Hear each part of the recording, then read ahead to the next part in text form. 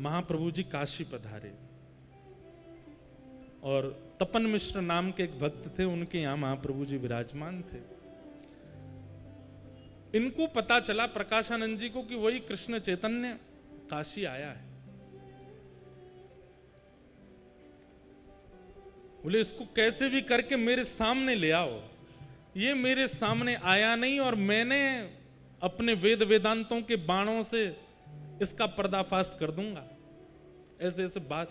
अब सोचो कितना घनघोर वैष्णव अपराध इनसे बन रहा है। वैष्णव अपराध के दो ही निधान हैं। पहला निधान तो बहुसंख्या में वैष्णव यदि क्षमा कर दें तो वैष्णव अपराध दूर होगा, या जिसके प्रति वैष्णव अपराध बना है वो क्षमा कर दे तो वैष्णव अपराध दूर होगा। इतना भयानक वैष्णव अपराध बन गया था इनसे। अब महाप्रभु जी को इनके पत्रों से चिंता होती थी। क्या चिंता होती थी कि बोले भैया इनको गति कहां मिलेगी, ये जिस तरीके की भाषा बोलते हैं, जितना अपमान करते हैं, भले ही कुछ नहीं है लेकिन कृष्ण नाम तो बोलते ही हैं, इनकी गति कैसे होगी। अब महाप्रभु जी ने मन बनाया कि मुझे इनसे एक बार तो मिलना है। लेकिन कैसे मिलन हो। तब काशी में एक सन्यासियों की सभा हुई और उस सभा में सब सन्यासी पधारे, सब वेदज्ञ पधारे, सब ज्ञानी पधारे। तभी लोगों ने जाकर के प्रार्थना की महाप्रभु जी से कि आप भी चलो। महाप्रभु जी बोले हम भीड़ में नहीं जाते, सभा में नहीं जाते। बोले नहीं महाप्रभु जी आप चलेंगे, इतने लोगों को दर्शन होगा, चलिए ना। महाप्रभु जी आए। यहां मंच पर बैठे हुए प्रकाशानंद जी को पता नहीं था कि महाप्रभु जी आने वाले हैं। पूछने लगे, बोले भैया विलंब क्यों हो रहा है इतना ज्यादा, इसको सभा को आगे बढ़ाओ। तभी किसी ने कहा, बोले कृष्ण चैतन्य महाप्रभु आ रहे हैं, उनकी प्रतीक्षा हो रही है।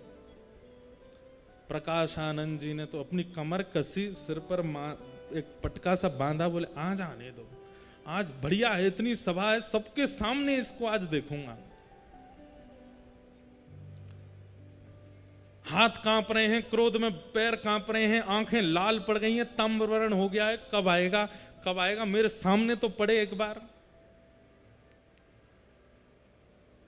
इतने में ही श्री चैतन्य महाप्रभु का आगमन हुआ और जैसे ही महाप्रभु जी का उस सभा में गृह में प्रवेश हुआ, मानो जैसे किसी ने जलाशय में बैठे हुए लोग थे और किसी ने करंट छोड़ दिया हो।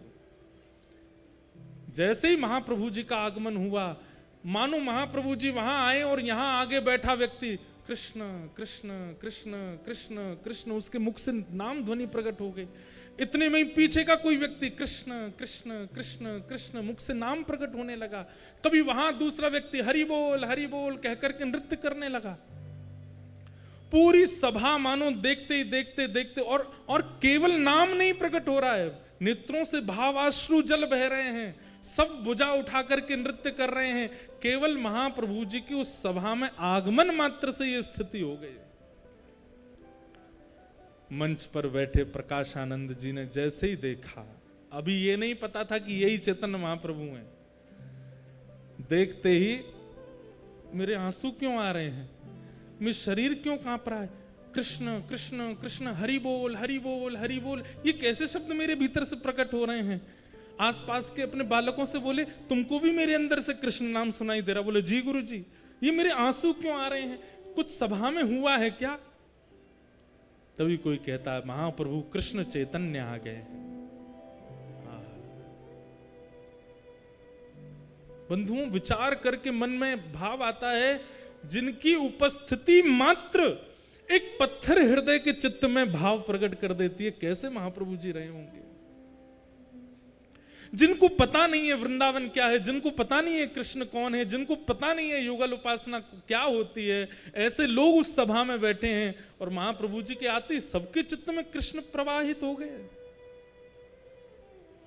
किसी को अपने तन की सुध नहीं है, किसी को अपनी वाणी की सुध नहीं है, सब मानो जैसे एक व्यक्ति के हाथ में सबकी वाणी का कंट्रोल, सबके नेत्रों का कंट्रोल आ गया हो। और महाप्रभु जी दोनों भुजा उठाए, कभी यहां गिरते हैं कभी वहां गिरते हैं, सब संभालते हुए आ रहे हैं।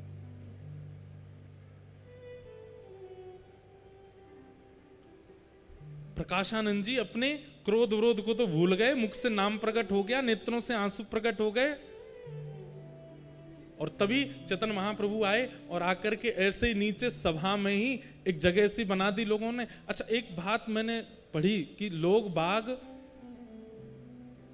स्पर्श करने जाते थे महाप्रभु जी का, तो संग में जो उनके गोस्वामी आदि सब रहते थे वो स्पर्श नहीं करने देते थे। क्यों? क्योंकि ऐसी भाव साम्राज्य में रहते थे महाप्रभु जी, अगर किसी ने स्पर्श कर लिया तो वो सह नहीं पाएगा।